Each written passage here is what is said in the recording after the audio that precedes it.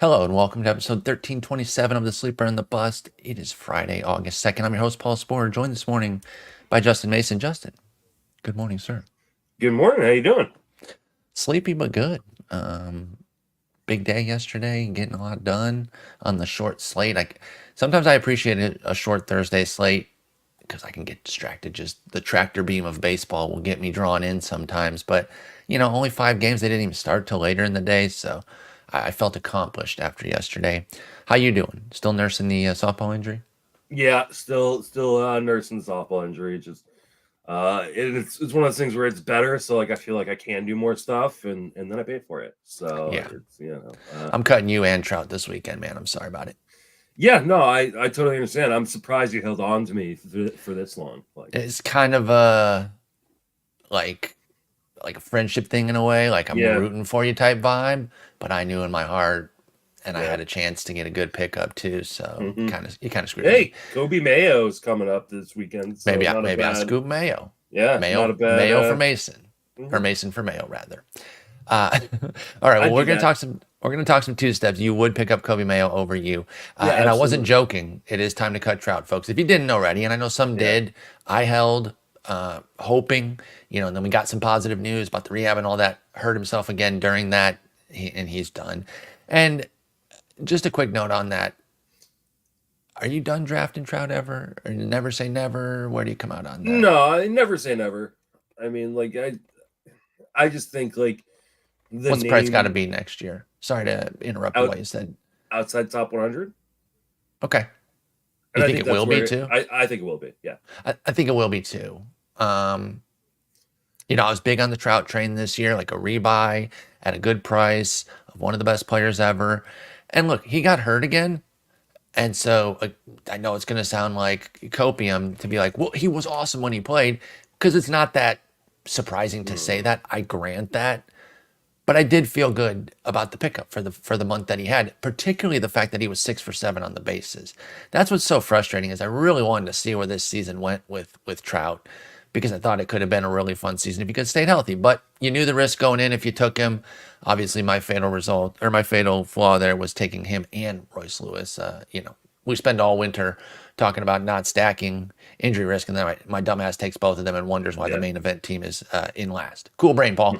But all right, let's talk some two-step pitchers here. It's an interesting slate next week because it's kind of deep, but there's some questions on it still, and I think there's some of that like um, trade deadline dust settling. You're also starting to get some late returners who may be back. I'll get into a couple names. In fact, our very first name, when I say late returners, I mean these guys making their season debut, but we don't know 100% what they're going to be like. But I am curious where you're at in the final 2 month stretch here for somebody like Eduardo Rodriguez. Now, if he comes back next week, which is tentative right now, it would be at Cleveland and home to Philly. Two very good teams, but I will point out Cleveland's offense is sputtering of late. And by of late, I mean like the last 6 weeks or so, they've been pretty pedestrian, at least against righties. I should check it against lefties. Let me actually do that while you give some thoughts on Eduardo Rodriguez. Even if he doesn't make the start next week, you can be more broad with it. But where are you at on the two step and then broadly with Eduardo? So on two step, I don't love starting guys coming off of injuries, especially long ones. Totally fair. So you just never know one like like and this is a two step where I think he starts on or he's projected to start on Tuesday and then on Sunday, which Yep. means like all it takes is being pushed back one day and it's now a one step. Uh, so I don't love picking him up for this week. However, No rehab either. I want to throw that in real quick on Eduardo. No rehab. This would be coming dead off of like simulated game yeah. type vibe. So you that means you have no idea how deep he's going to go into a game, right? Like it just and while Cleveland isn't the offense maybe they were earlier on in the season, they are still an offense that can make you see a lot of pitches. And can burn you at times. So Mm-hmm. I'm probably and then Philadelphia is just a really really good Terrifying. team. Yeah, so I'm skipping this one, but I don't mind picking him up for next week, especially For the following week on Eduardo. Okay. yeah for the following week. They're playing the Rockies and Tampa Bay. Rockies at home, Tampa Bay in Tampa. Okay. Those are two really really bad offenses that you can exploit. So I'm totally fine if you want to pick him up, kind of see how he does this week, and then stash him for next week. Because if, let's say, if he does do the two step, he'd line up for at Tampa. And if he gets pushed back a week, maybe he gets a two step next week. So Yeah. Or does the Cleveland start, skips the Philly one and gets Colorado. Yeah. So So like we would love that for Eduardo. I'm I think I would pick him up preemptively for the following week and not for this week. I think that's totally fair. Yeah, if you are picking up Eduardo, plan further out than next week because I just don't see there any way, even if it gets confirmed over the weekend, I still Hmm. don't want to start Eduardo. So I Yeah. think Justin's on that same page there. To close the loop on the Cleveland situation, last 2 months, 16th in WOBA against lefties. So, kind of mid-pack, they can clip you, but not the blistering offense that they were for a good part of the season coming in. But Eduardo Rodriguez, risky, but there is still upside there. James Paxton back with Boston, looked solid in his first start. Not looked all right. Didn't walk, guys. Okay, that's what I liked about that. I think he Yeah. still gave up a homer. Yeah, he still gave up a homer, and so he gave up 6 runs, but only 3 were earned. I like the 5Ks, 1 walk. If you're trying to find a silver lining there for Paxton, that is it. At KC, home to Houston, though. Are you getting anywhere with that one for James Paxton? No, two good teams that Terrifying.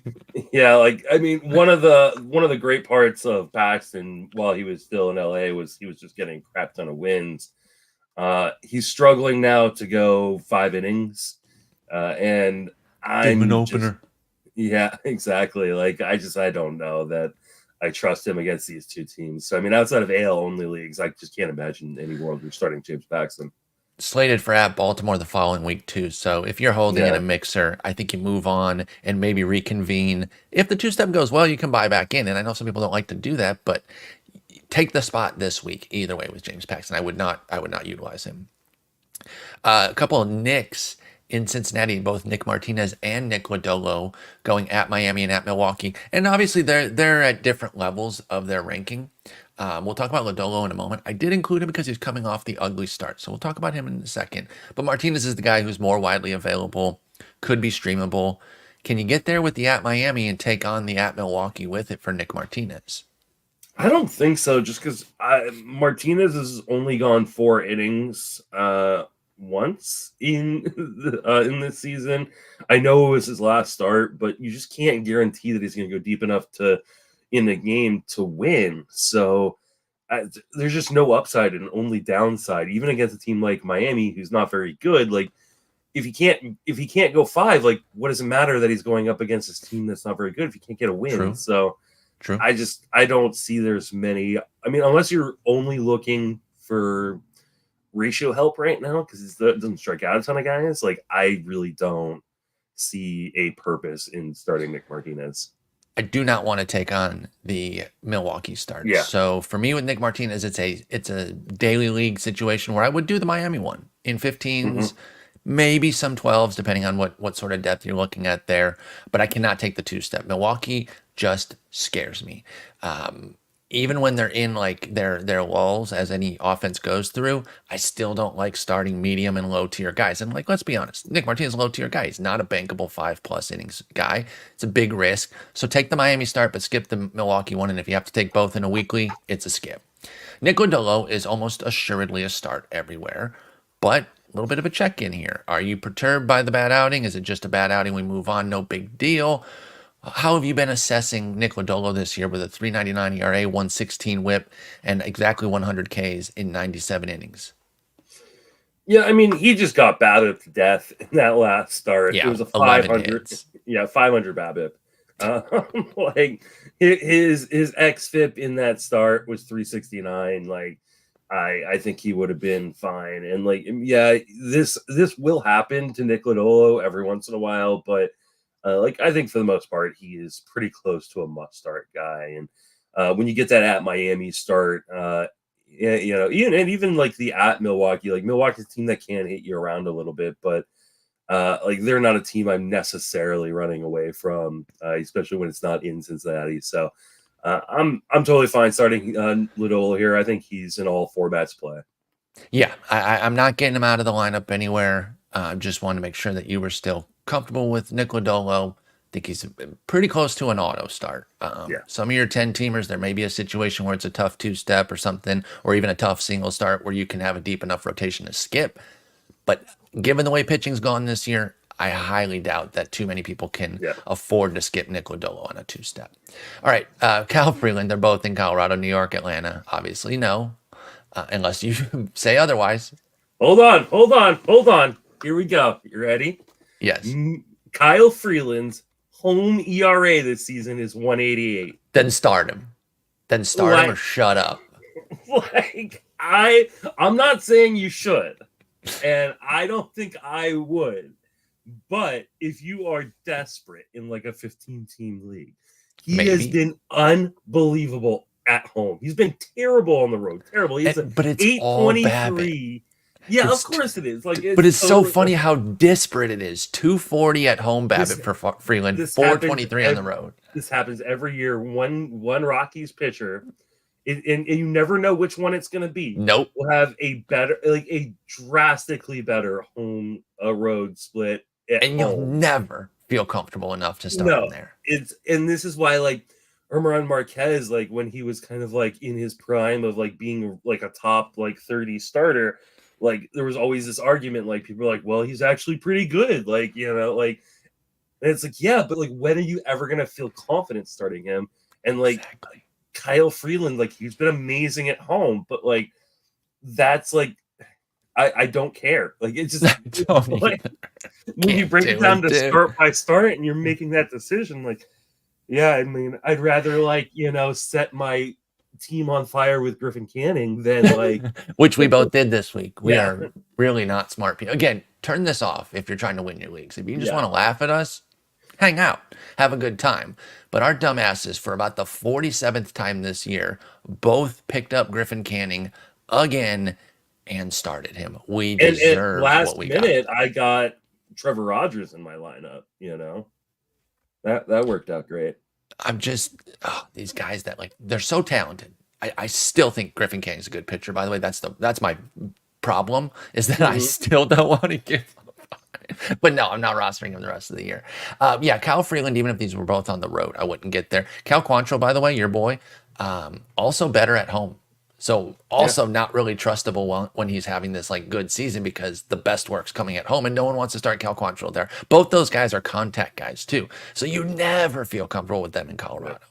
Alex Faedo is coming into the rotation. The Tigers have nothing. Even before the Flaherty trade, it is Scooble. You know, we've been saying Peralta and a merry band of idiots as like their rotation in Milwaukee. Scooble and company puts that to shame, dude. You want to play congressman or starter or real person or Detroit Tigers starter, you can play that game and confuse a lot of people because it's rough right now. But Alex Faedo's going to get back in. Big congratulations on winning that game last episode. Just, Thank you. I love that game. Very proud of you. Thank you. I was pretty proud of myself too. It's a really, really fun game. I was hoping you'd try to come at me with one of my Tigers randos like Brennan Hanafy or Sean Gunther. I would have been ready for it. I purposefully stayed away from Arizona Diamondbacks and Tigers. That's smart. I was super tempted to look up each one of your congressmen and give you. That would have been good. To see if like, you know, like, because I know my congressman, Mike Thompson, my congressman, fantastic guy. But I know a lot of people don't know their own, and I just didn't have the time to like figure out, you know, like, hey, who's Houston's, who's Austin's. Well, we know that the Welsh, based on how he felt about my political knowledge, we know he wouldn't have known. Yeah. If I recall correctly, I think it's somebody named Lloyd Doggett. Because I always call him Lloyd Doggett Jr. in my head as a reference to Lou Gossett Jr. It's like dumb free association, moronic, mnemonic devices that I use. Moronic mnemonic devices. But yeah, I think that's who it is. I might be wrong. But if you had said Lloyd Doggett at any point, I would have definitely known that was a congressperson. So anyway, let's move on here with Alex Faedo. He's going to Seattle and San Francisco. He's been pitching pretty well out of the bullpen. I know you're going to have some concerns about the volume, but where are you at on the matchups? Because they're not bad matchups. Alex Faedo, anything doing? I mean, no, the matchups are actually really, really good. You know, the Giants. I mean, outside of getting MVP Mark Canha, True. Which, by the way, we did not talk about enough on the Bogman and Welsh we didn't talk about it podcast. all. We Yeah, in didn't have fact, yeah, we didn't time. even. We Amazing. had to like speed through just so we Like could get through 90 minutes. You know. the greatest moment in trade deadline history, because Yeah. like it's not so much that he got traded, of course, it's that he got traded to your favorite team. And it was at the last second Yeah, too. it was after the. It was after the Everything time. Like about it it was. was so good because we were like, oh, see, Canha didn't get traded. They did keep him around. And, we're waiting for the deadline dust to settle. And that comes in. And when I think Nick was the first one to say it, I thought he was lying. I thought he was joking. Yeah, I thought it was a Like, joke too. Yeah. yeah. So I thought it was a meme. So, if you missed any episodes recently, Justin and I had a nice big blowout argument. And I say argument because we were definitely raising our Mhm. voices, but we don't fight. Like it's never personal Yeah. there. We can say, aggro stuff at each other, short of like name calling and slurs or whatever. And we don't hate each other.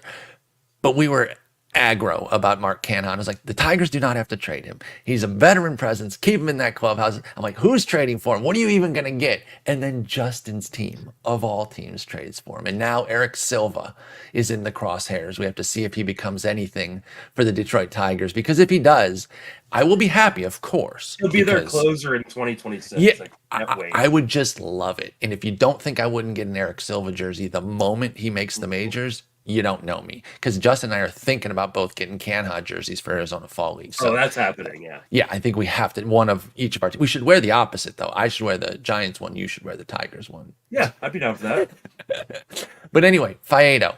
I know he's not going deep, but good results this year. Good matchups. Can you get there at all? I don't think so. Just like you mentioned, like he just hasn't got deep enough into games to warrant. Like even the game he did start at the end of July, he only went an inning. Like Yeah. his last outing, he only went an inning 2/3. The longest he's gone in a game is 2 innings. So like I just don't think he's built up enough to go deep enough. This seems like just a bullpen game kind of situation. Justin, do you know how many bullpen games we've been throwing though? They A have to lot. start stretching somebody. And I'm not sure it's going to be Faedo. I'm not trying to talk you And, into starting him. I wouldn't start him either. it may be Faedo, but like I just think he probably goes like 3 or 4, I think that's as he fair. starts to build up. And so If like if we knew he got an opener, would you have more interest in a deep league? yeah, I think I might take the gamble depending on my other options. Because Like Tigers are playing okay. Like yeah, they're not good. Like we're not making the playoffs or anything, but like you could get a win. He has 5 wins. He's been pitching in leveraged yeah. spots. So if they gave a Faedo an opener, maybe it's a 15-teamer. But for now, don't worry about it because he's just not stretched out enough. I agree with Justin on that. Davis Daniels back in our lives. Remember, speaking of the Tigers, he Mhm. cooked them and tricked people into bidding on him. I'm sorry. Like I make dumb bids too, so I'm not like saying I'm a perfect player. That was such an easy don't bid on that Yeah. guy. Like what did you think was going to happen? And in fairness, it's not like people went out and put triple digits. I don't want to straw man No, this I mean into. he was like one of the most picked up guys that week. That's Because the like I thing. do an article every week on the most picked up guys in the main event, and he was like that dude. And so uh yeah, like he's a fine like guy that's gonna end up Sure. being like probably like a career like fourth, fifth starter. Like there's Hmm. nothing wrong with him. Like he's got pretty decent command and control. Like I know he's shown some strikeout stuff in the minor leagues, but I think that isn't really gonna be part of his game. Like he's got a Yeah. 10% swing and strike rate in the majors. And I think that seems about right. So you're thinking like maybe a 21%, strikeout rate. But like he's just nothing special, and the Angels are terrible. The Angels are just That's the terrible. thing. You're So not adding like win potential or anything. no, And I no, didn't give you the matchups yet on Davis you're Daniel. I going to will. the Yankees for one of them. So like That it, that that kills it right there. Like yeah, almost nothing else you could say. You could say he's playing a junior high team in the second game, and I'm still not sure I get yeah, there because I think New York could do enough damage to Davis Daniel to completely render the Washington start, as it were, could completely render it useless. So I'm with you there. can't get there with Davis Daniel. Fine enough pitcher. In fact, did have a good outing last time out. Went down. So after the Detroit start, when he threw 8 scoreless, people picked him up for an Oakland, Texas 2-step. He predictably did terrible. Not even did well against Oakland, by the way, in Oakland. But then Texas routed him. He was gone for 3 weeks. Came back, faced Colorado just 3 days ago. Actually, went 5 innings, 1 run. So he knows how to take on garbage teams. But you got the Yankees there, and that's what kills it for Davis Daniels. So he might be streamable down the line against lesser teams, but not right now. What about our boy Max Meyer? I know we've spoken well of him as a prospect over the past couple of years. I even said coming into this year though that I'm more 2025 than 2024. Did you see the news that they were not service time manipulating him, but rather he had something to work on? Let me get it from the Mining the Oh no, News. I had not seen that. And Jeff hit him with the Sherjan gif there, like, yeah, we totally believe you on that one. But let me see what the reasoning was here. Let me search Max Meyer. Oh yeah, wasn't in majors because he was working on utilizing his changeup, not service time manipulation. And so they had a whole rigmarole about that. And I'm not even saying that's completely unbelievable, but I think he should have been in the majors. Yeah. Anyway, I like him more for next year, where I'm going to be back in completely. But Cincinnati, San Diego, both at home with Max Meyer. Is there anything here? I probably don't want to start him for these 2 starts. I think they're just so risky going up against teams like. I mean, at least they're at home, so like the park kind of helps him a little bit. But I guess I could probably get there in a deeper fit, like a deep 15, where like there just aren't that many options, on the That's wire. where I'm getting there. That's exactly where I'm finding space for Meyer. But it's not confident. It's more like, I guess. It's just Miami is so bad offensively that like you just know you're not going to get wins. And Correct. The one thing Meyer has struggled with in the majors is command. And so homers could be a real problem, especially when you're going up against 2 homer friendly teams. So I'm probably staying away from this unless I'm kind of desperate. Like I would start Max Meyer over Kyle Freeland. Yes. Should I? I don't know. Yeah, I still think that's the right I think move. so too. But yeah, he can get 5. He could maybe steal a win, but we're not putting confidence in that. So if you're wins chasing, you should look elsewhere. But if you're ratio hunting, what he just did against Atlanta is a perfect microcosm of who Max Meyer might be the rest of the season, which is hey, he got 7 strikeouts in 5 innings. He also gave up 3 bombs. There's some really nice upside, but some really, really scary downside. And again, such low win potential that you're really riding that line there. By the way, I may have more wins rest of the season than the Marlins. Oh, I think so. I think you absolutely will. By the way, a couple guys that hit those homers were Austin Riley and Matt Olson. And I'm not saying that we split the atom on this one, but they were such easy hang with them's type guys. The panic on them, I get it. It's one of your early round picks on a great team, not doing well. But I just couldn't get anywhere toward trying to move on from them, whether it was a trade. No one was talking about cutting them. Let's be clear. Yeah. But there was what do I do with Matt Olson? What do I do with Austin Riley? You just got to keep him in the lineup. Olson now has 5 homers since the break. Riley's got 3. And Riley's been much better than Olson. I shouldn't be pairing them completely. But they both hit homers off Max Meyer. I can't imagine that you have any love for Roderick Munoz in the same matchups then if you can't even get there with Max Meyer. So I think we can move on to our next guy, which is Colin Ray, who continues to have a hell of a season for Milwaukee. For all the jokes I keep making, every time I do that, I look back at him and I'm like, well, maybe I should be nicer to Colin Ray with the merry band of idiots because he keeps doing it. I know that the confidence isn't the highest, but it's at Atlanta, who, as an offense, they have been underwhelming. They are still in Atlanta, but they have not been Atlanta. Losing Acuna is part of that, and the guys struggling that we talked about, part of that. And then home to Cincinnati.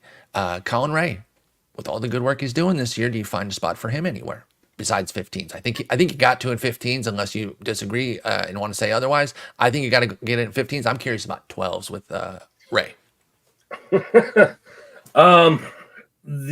My brain tells me no, I shouldn't be starting Colin Ray, but Atlanta's actually been really kind of mediocre Hmm. offensively. You look over the last 30 days, and they are 21st in OPS as a team. So, like, it's not a team that I'm like super worried is gonna burn me here. So I think I would start him for sure in 15s, and I think a lot of 12s. I think it really just depends on what my other options are. But I think even being in Atlanta, which isn't like the best of parks, I think I am getting around to it. Now Cincinnati has been better over the last 30 days. They're ninth True. in OPS, so I think that's the one I'm maybe a little bit more worried about. But I think in pretty much all 15s, and then yeah, some 12s, I'm gonna roll with Colin Ray.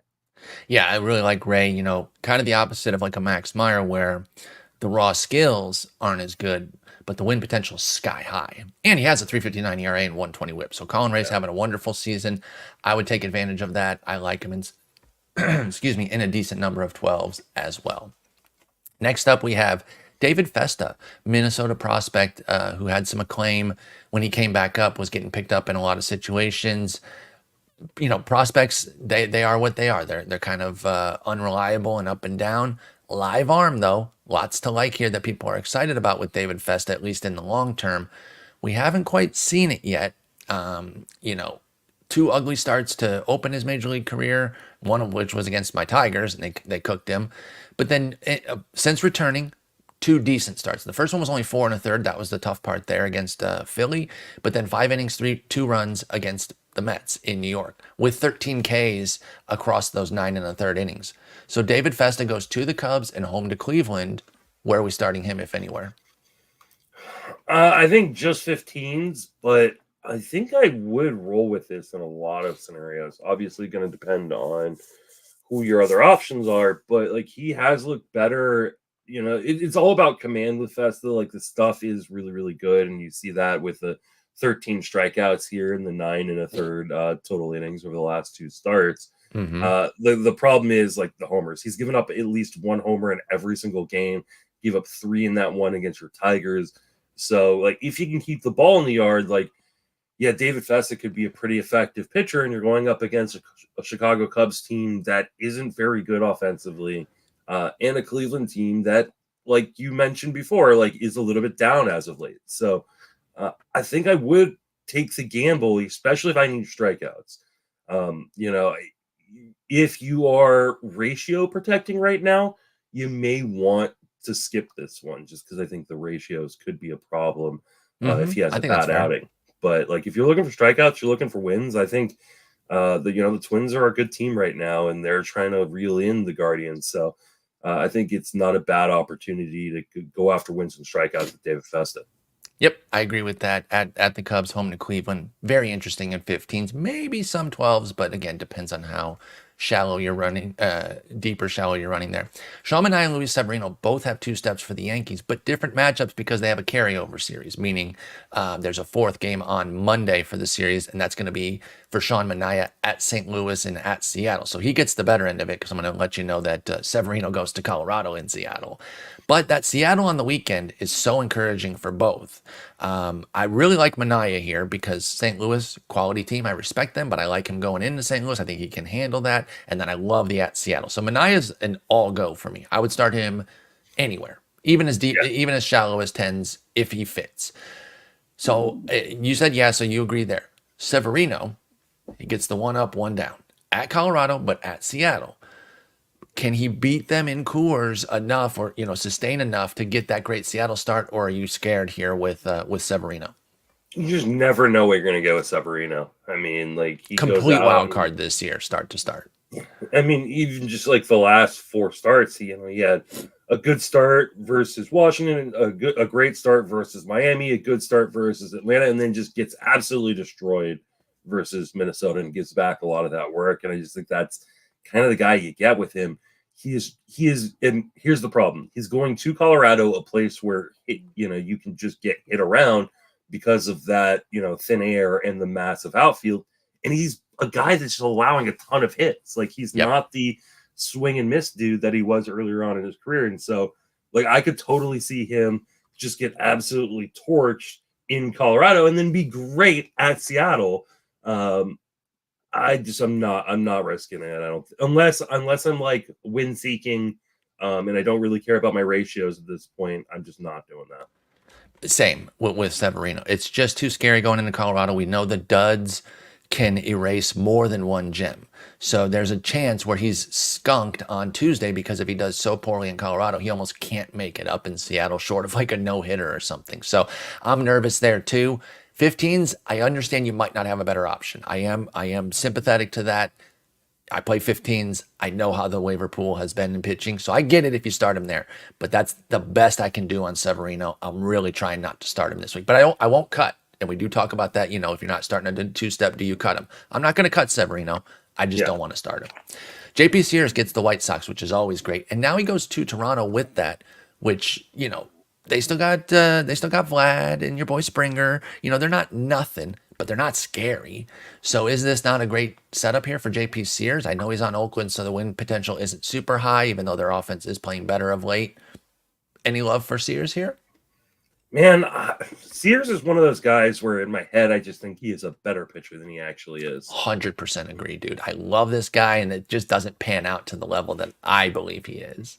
I mean, you look at the last three starts are really, really indicative of like who JP Sears is. His last start was against my Giants. He just went out and absolutely mowed them down. 9 strikeouts in 7 scoreless innings, only allowed 3 hits and a walk. Like, he was absolutely electric against my Giants. Start before that versus Houston, obviously a better team, but still like gives up 9 hits, 7 earned runs, 1 unearned run. Only strikes out 3 guys in 6 innings. And then the start before that, hey, he doesn't give up very many earned runs, only 2 earned runs in 5 2/3, but gives up 9 hits and messes up your whip. I don't know who JP Sears is start to start. And I don't think the level of competition really matters that much. Now, in a 15, hey, you look at these matchups and you go, I'm going to take a gamble here because Chicago's terrible and Toronto has played terrible, even though on paper they look like a much better team than they should be or than they are. I think you risk it in 15s, but 10s and 12s, he's not on the board for me. That's exactly where I'm at there with JP Sears, right down to the fact that I want him to be good, but it's just not there. And like you said with Severino, these duds that Severino and Sears regularly suffer, that erases 3, 4 good starts, depending on how bad it is. They're just so crushing. I cannot reiterate that point strongly enough. I know I literally talk about it every time we do a two-step discussion, but you have to understand the reality. When you say, oh, I'll take the risk on the bad one for the good one, that means you can give up 4, maybe 5 earned if he goes 5 or 6. But then you have to be very good in the good one. Once they give up more than 5 in the bad one, the week is over. In fact, the next week beyond that is probably over. It takes a long time to run that off. So be careful with Sears, and there's no win potential. Sears only has 4 bad starts this year, but those 4 starts, that one where he went 1 1/3 and gave up 8 earned runs versus Minnesota, that weighs a lot of his numbers down. That. So it's the blow up potential that kills you with a guy like Sears. But I still think there's a good pitcher in there somewhere. I just have a hard time. The problem is I will not draft him at all next year. Oh, I will. I'm an idiot. Oh, you should. You know why you shouldn't? Because they're playing in a AAA park that is going to be. That's actually absolutely heinous. That's actually a great point. Pitching. Yeah, no, you know what? I think you talked me out of it right there because the biggest issue with Sears is homers. I do sometimes feel confident starting him at home to try to protect some of the homer stuff. But you're right, that home park is not going to be Oakland. They're going to go from one of the best home parks in baseball to probably the worst. How does that make you feel about somebody like Rooker then? Are you moving him way up your board just mentally right now of he's going to hit 40 next year? Yeah. Rooker, Soderstrom, even Geloff. Shea Langoliers. Yeah, Langoliers, all those guys are going to go up in my Blade, Butler. Yeah, They're Butler's already doing some things this year that are impressive. If you haven't been paying attention to Oakland, like again, they're bad. I'm not going to sit here and tell you like 45 and 65. That's actually pretty decent, y'all. But no, they're just regular bad this year. They're not heinous bad like Chicago and Colorado and Miami. Again, their record is not markedly better, but they at least have a green arrow up. You can yeah. actually see some pieces coming to this team here that are going to be part of their next good one.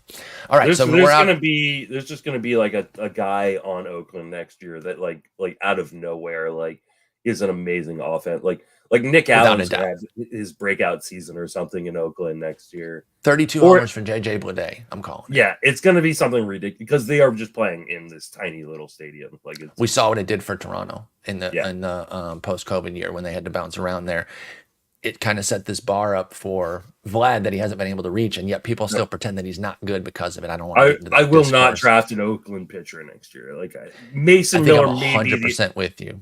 like Mason Miller is the only exception. Like I Yes, think because he's the closers are only guy. closers. Yeah. Christopher Sanchez, our boy. Another check-in situation, almost exactly like the Lodolo thing, where I'm not advocating sitting him, especially in 15s or even 12s, but just want to make sure you're still good with him. He's been a little bit down of late. How do we feel as we get through the dog days here with our boy Christopher Sanchez? He lost 4 out of 5 decisions in the month. Now, win-loss is not the only thing to consider, of course, but it was 2 ugly starts, 2 quality starts, and then another one that was 1 out away from a quality start. So this really underscores our point. 3 up, 2 down, but the 2 down were so bad that Christopher Sanchez's July ERA was 6.59. Are you concerned, or is it a blip where the Yankees and the Cubs got him and we're not worried? By the way, I should tell you, it's at the Dodgers and at Arizona next week for Sanchez. How you feeling about him of late? I mean, he just this feels very.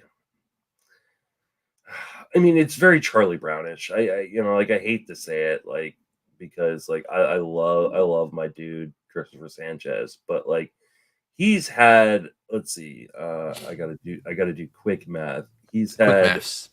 I think 10 starts with a whip above 120 or above 140 this year. Like he has so many games in which he allows just way too much contact. Hit And like parade. yeah, and you're just so susceptible to a blow up outing, when you allow as much contact as he does. Like, and this is something that we saw from him kind of earlier on in his career. But last year, it seemed like he had figured it out. Like he was really missing bats. He wasn't allowing contact. And this year, he is just like, I don't know if just hanging out with Ranger Suarez too much, where he just hey, like I'm gonna pitch to contact. I'm gonna get out innings quickly, and it just does not work consistently. I still think this stuff is so good that eventually he's gonna figure it out, but this does feel very Charlie Brown kicking football with Christopher Sanchez. But Yeah, that being no, said, you're starting him, I think, everywhere. But that's the um, tough part, right? Is that it's not actionable to I, move on I from him I want him to because take like a step forward and like into that top 25, top 30 starters, and I just don't think it's going to happen.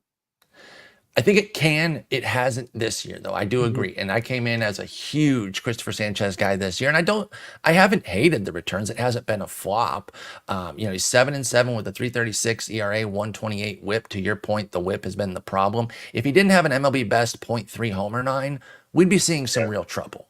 And so that is concerning.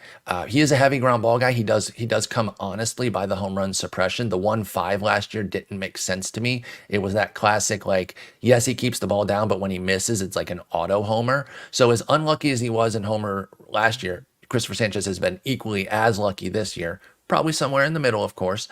I still like him. Still starting him in 15s and a lot of 12s, but keep tabs on this because as the up and down nature of it goes, he starts to fall into a little bit of that category we were saying earlier with some of the guys like Severino, where the bad start can ruin the next 2 or 3 good ones. And how valuable is that going to be to you? Now, if you're win chasing, he's almost a lineup lock. I know he only has 7, but he's on Philly, and that bullpen's amazing. So I am still starting Sanchez in most spots. We're just preaching some caution of being careful and keeping tabs on him, especially for you shallow leaguers. You 10 teamers, you might actually be sitting him at some point here soon.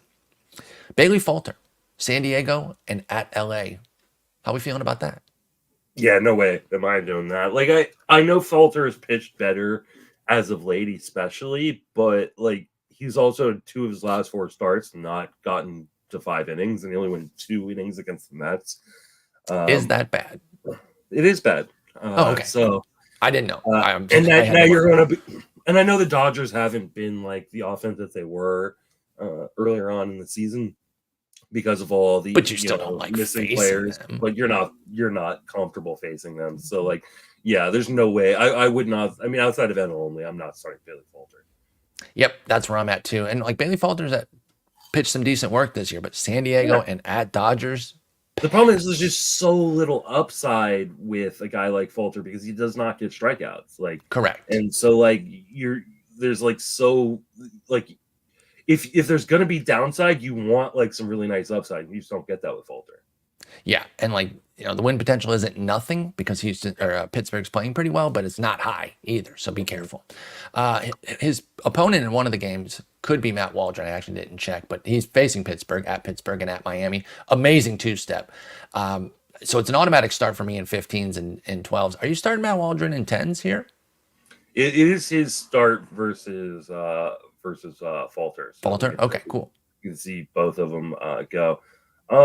Yeah, I think I know that Waldron hasn't been as good lately, but like I mean, I guess his last start he only went 4, but it was against the Dodgers, so I'm not We give him so a pass on worried. that. Yeah, give him a pass there.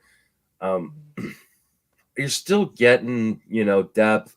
San Diego is a really good team, and I think the only question is, do they start to like pump the brakes on how deep they let him go into games with how good this bullpen is now? That's the thing. It's so deep and disgusting. So, but I just think the matchups are so good, especially when you got the at Miami and they're at Pittsburgh too. Like, I think I'm rolling with Waldron here in 15s and most 12s. It's just too juicy. I can't get away from it with Waldron. I think I'm getting there pretty much everywhere. He's even on the table in 10s, if it fits for you. And you can obviously decide that because 10s are just so open that not everyone has to start guys like that. But I really, really like this for Matt Waldron. Robbie Ray, not quite as good the second time out after dominating in his debut, but at Washington, home to Detroit is a great setup. How are we feeling about Robbie Ray right about now? So he dominates at the Dodgers in mostly in nobody's lineup, right? Correct. Like, you probably did not start him. First came back from Tommy John at the Dodgers, and then he's home versus Oakland and gets beat up. Gives up 3 home runs, walks 3 and 4 1/3. At home, I'll reiterate. You did say that, but I'll underscore that. At home versus Oakland. This is the volatility you get, and the reason why I stay away from guys coming off of Tommy John is command and control just can kind of come and go as these guys are working their arms back. And I think this is a really, really good example of the volatility you could probably expect from Ray kind of moving forward. Now you'll get strikeouts. So if you were just strikeout seeking, I totally get it, but there's going to be a lot of games where he doesn't go deep enough to be eligible for a win. And there are going to be some games that kind of blow up ratios. So like he would legitimately had 5 no-hit innings against the Dodgers. And then his next start gives him a 4.82 ERA on the season between the two. So like that's a volatility you're going to get from Robbie Ray moving forward. Yep. That said, I got to start him against Washington and Detroit in pretty much every format. Just go in eyes wide open and know that there's no guarantees and that Dodgers start did not guarantee you shit. Also think about this as we start getting more and more guys coming back from Tommy John. Like we're going to get, Tyler Mahle back here pretty soon. We're going to get DeGrom back at some point. We just got Springs back. Springs and Mahle are on the list today too. So we're going to talk about both of them here in a moment. Yeah, so I mean, like I know a lot of people are like really, really excited to go out and pick these guys up and play them, but like this is the risk. And if you are trying to protect ratios at this point in the season, like I would stay away from these guys. Yep, I think that's totally fair if you're protecting ratios. But any other scenario, I still have to start Ray. I want to be clear on that. I just have to take the risk because the upside is still rich. Andre Ponte for San Francisco, before we get to those other 2 TJ returners, he's got home to the Mets and at KC. So, 2 teams that are playing well. Andre Palante doing anything for you?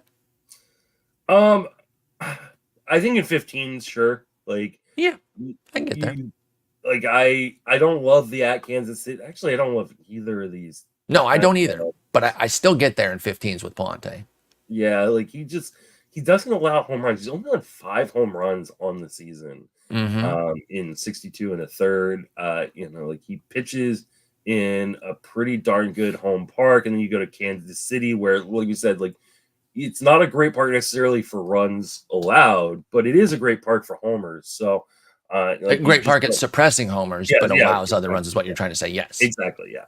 So like uh there isn't a ton of upside, so I think this is kind of a win seeking um Agreed. opportunity for him. But now I'm starting to talk myself out of it.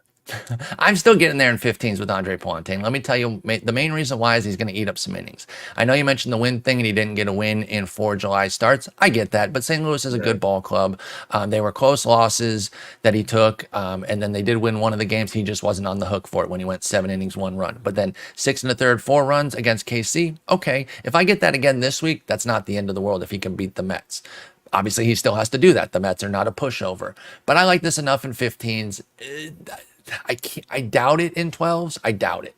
Um, I think the question is like when we start comparing him to other names we've had on the list, sure. like you're obviously starting Colin Ray, right? Obviously Um, start over Palante. not so obviously with Ray, right? Aren't they the same guy? Kinda Mm, on a good team, yeah, I guess. I and just think both with like Ray's been so much possibly tough better. matchups. Yeah, I mean he's been so consistent this year. He's been really, really helping you. Colin Ray And I has, think and the Palante. tougher matchups are for Palante, I think. I agree because I think both of his So, matchups are tough. Whereas the at Atlanta and home to Cincy for I Colin Ray isn't as I think scary. would you start in a vacuum? Obviously, you might be looking for different things, but like JP Sears versus Chicago and Toronto, I think I'm starting Sears. That one's really close because you got the good matchups with the scarier pitcher versus the vanilla boring pitcher against tougher Yeah. matchups. And then I again, like, lean Palante. Again, you said neutral. Don't worry about the needs, so don't bring yeah. up all the win stuff. Neutral, I'm like a shred to Palante, but I don't think you're out of pocket saying Sears. And I I kind really of feel don't. the same about David Festa. I think I like Uh, Festa more for the upside yeah. shot. And I mean, What about obviously, Max I think, Meyer? I like oh Palante more than man, Meyer, I think, for, I for think, this two step.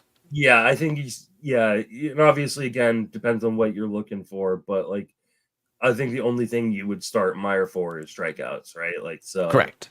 I think I leave Palante there.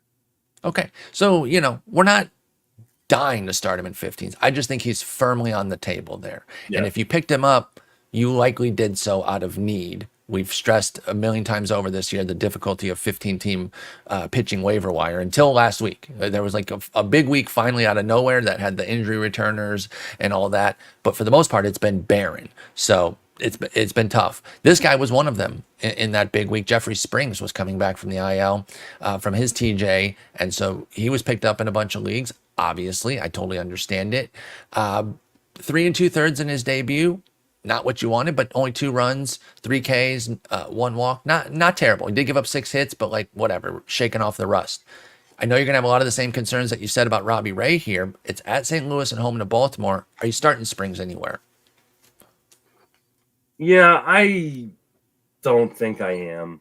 I mean, St. Louis, like you said, has been playing a lot better as of late. Baltimore is Baltimore. And like he Correct. only went 3 2/3 in that first start against the Marlins. Like I know there's a lot of upside in the arm and that he looked really good in his minor league rehab starts that really kind of inspired people to like go out and get him. But Sure. I just think there's so much volatility. And if he's not going to consistently go deep, and it looks like while Tampa Bay can be competitive, they're probably not going to be competitive. And I think they're just going to be very careful with a guy that is part of their future, especially for next season. So uh, I would I would not. I think he probably falls like to the Kyle Freeland area if we're kind of ranking these guys for me. Yeah, I think that's totally fair with Jeffrey Springs. I'm much more confident in somebody like Ray, even though they're both coming back from TJ. I just feel better right now about Ray, despite both them carrying similar concerns about the volatility. Might as well bring in Tyler Mahle now. Yeah. He got the question mark like Eduardo. We don't know if he's Mhm. necessarily returning, but it is lining up. It's a devastating matchup. So I'm really more open to Yeah. your overall opinion on him because I don't think there's any universe where you're starting Tyler Mahle potentially off the IL against Houston and at the Yankees. So go a bit further. He did build up to 74 pitches at Round Rock, which was 4 2/3 innings. So he's working his way back from the elbow, from the Tommy John. Do you like him? Would you pick him up and sit him, or are you just out on Molly the rest of the year and we'll check back in for 25? If I get him for really, really cheap, I just don't think I will. Okay. Especially Yeah, like I in a do worry 15. Yeah, that he'll like price will be too high because it's a two-step and people are yeah, going to start him. I'm not saying yeah. they should, but they're gonna. And it's not like even his next start, like, versus Minnesota is like that attractive of an Exactly. option. So like I think I'd rather just let him go to somebody else, let them use their fab on Tyler Mahle. I will be in on Tyler Mahle for next season. I've always been a Tyler Absolutely. Mahle guy. For this year, no thanks. That's exactly where I'm at with Tyler Molly. If he comes out looking great, we're open to reassessing. But we're Yeah. also probably, even if he does that though, let's say he He'll does be well on against someone Houston and else's New York, team already. it'll be on someone else's team, and we will still preach the caution of the TJ returner because then Yeah, he what could we just immediately saw pull the with rug Robbie on you. Ray. Yeah. Yeah, exactly. Okay, Chris Bassett does belong here. This is not just a check-in. This is like, are we sure? Because let me just give you the one number that terrifies me with Bassett: 145 WHIP, Justin. That's Yeah. terrible. 402 ERA. I can live with that even in a 15. 8 wins on a garbage Toronto team. Cool. And even 115 Ks and 123 innings. That's all fine. That's all Bassett. The hits are through the roof right now, though, and so is the whip. I can't take that whip bludgeoning. I think I'm out right now for a Baltimore Oakland two-step, both at home with Bassett, and I'm open to cutting him in 12s and shallower, and maybe 15s if the right guy was available. I, I'm nervous about Chris Bassett right now. Where are you at? I'm pretty nervous as well. He only has one start since May 17th where he's allowed fewer than 5 hits in a game. Like that is just devastating to your whip. And then he's got in that same time frame, he's got 3 starts where he's walked 4 guys. So like the combination of allowing just way too many hits and then also allowing walks at the same time is just brutal for your whip. So Yeah, I totally get it. I love Chris Bassett. I know you do. That's why I'm trying to challenge you on this. Like, do you want him the rest of the year, though? I think I don't know that I'm dropping him in 15s, or I think in 12s you can, just because the strikeout upside like just isn't like juicy enough, like where you should be like risking your whip in these scenarios. But um, so I think in like depending on what your team needs in a 10 and a 12, like I don't have a problem necessarily with you dropping Bassett. I Mm-hmm. will probably just stream him, kind of team stream him rest of the way, and kind of try to take advantage of options. But Sure. like, yeah, Baltimore being on the docket this week totally outweighs like how good the Oakland matchup can be. Yes. If I could only get the Oakland matchup, I would Yeah, still start Bassett in yeah. a 15. Let me be clear. Probably not going to find anybody to cut him for in a 15. I just said it's No, on the yeah, table I don't if think for you some will. reason your league has some guys. But for the most part, I'm keeping him in 15s. But I am very open to cutting in 10s and 12s. I'm definitely not starting, but I am open to cutting there. Let's finish with two Nats, two guys, Nats with a G, right? Because they are annoying. Because you love them, you love both, and Yeah, one was having an amazing start to the year and giving you all this FOMO about missing out on him. Turns out that's why you don't do victory laps early. This is yeah. exactly why. Because you did a reverse victory lap. You did a loser's lap, like, oh man, I quit Mackenzie Gore. I shouldn't have done that. This is my dude. Why didn't I keep buying back in? I would have ate Uh, all this. Yeah. 454 ERA, 151 whip on the year now. He has completely melted down. Corbin, obviously a little bit more tongue in cheek. He's never really been a huge fantasy option, but right when people were starting to trust him in some deeper formats, I saw some like 15 or deeper recommendations, and I didn't even think it was crazy. I was like, okay, I see what people are saying. 388 ERA over 46 innings. That's 8 starts with 42 Ks and only 3 homers. Okay, I understand. I don't want to start Corbin, but I get it. Boom! 10 earned at Arizona. Yeah. Patrick Corbin is back and just obliterated those 8 starts. And just to underscore the point that we've been making all episode, 8 starts, what did I say? It was a 388 ERA. You throw in that one bomb, and it goes from not to 9 starts of a 547. Now, 10 earned is a pretty unique bomb, but the bottom line is you cannot start that guy anywhere ever. And you probably ate it. You probably ate it. Like Yeah. Like if you picked him up for sure, like you were thinking, like he looks pretty decent. Corbin was pitching well. Arizona was not somewhat a team you were necessarily afraid of. Unbelievable, dude. Like, talk about a rug pull. So anyway, I know you're probably not starting him anywhere, but Gore is a serious talk. You got San Francisco and the Angels both at home.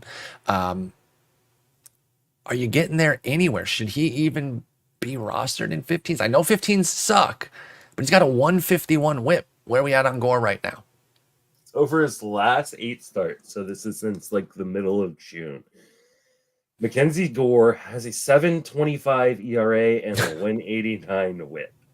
In that time, his strikeout rate has dropped considerably. He's at 7 3/4 strikeouts per 9, and five walks per 9. Like it's brutal right now. That being said, like these are 2 really, really, really good opportunities against a bad Giants offense and a terrible Angels offense. So like, and he's coming off of a start where he didn't get very many strikeouts, but like he wasn't bad necessarily at Arizona. Like 5 1/3, gave up 3 runs. Like, I think it's only 15 teams if 15 teamers if like you really need a starter, but like he's just been so bad recently. Like he's just lost everything from the beginning of the season that I just don't know how you trust him, honestly.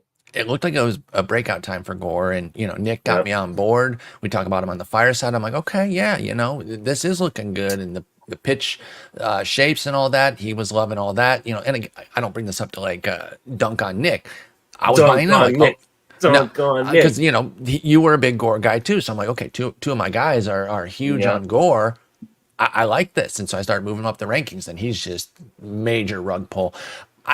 Desperation 15s, but that's really it. That's it. And you could be taking it on the chin. And of course, Corbin nowhere, obviously. But I did feel a little bad. I understand it's a little bit of like you kind of got what you deserved if you joined the Patrick Corbin train. But 8 starts of quality work starts to give you some confidence. And like you said, the trip to Arizona is not going to terrify you.